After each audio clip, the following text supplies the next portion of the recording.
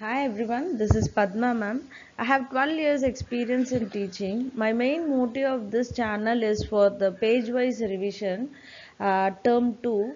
I'm taking now current now is surface chemistry topic, continuation of it. The last topic I have taken with the absorption theory of heterogeneous catalyst. After that we have enzymes catalyst and industrial catalyst and important features of solid catalyst in the book. All these topics are the omitted portions of this term 2. Kindly strike it out, and even the emulsification, that is also a omitted portion, strike it out.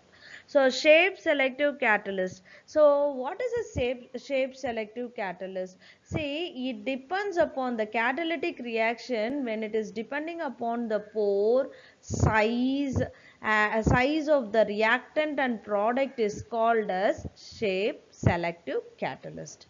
So when they asked for 3 mark, you have to start with the definition, you have to give example, and you have to give the uses of it. With this, and at last you have to give the structure. Zeolite. Zeolites are honeycomb like structure. It's a microporous aluminosilicate with a three-dimensional honeycomb structure.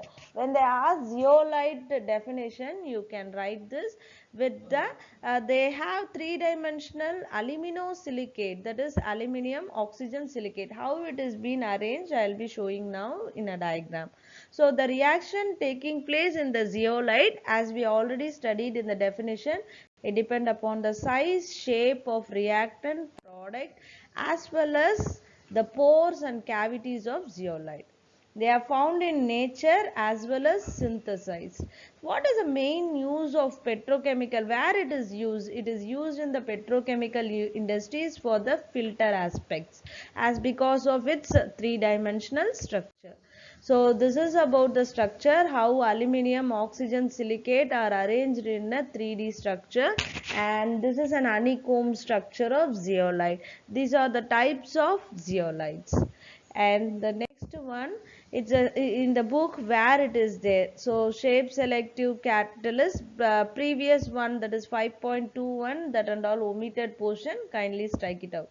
So it's a three-dimensional network of silicate, and it has aluminium oxygen silicon, and it is widely used in the petrochemical. All these been I have explained you now.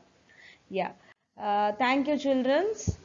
You have any doubt in any topic, you can just post it, the comments in the comment box.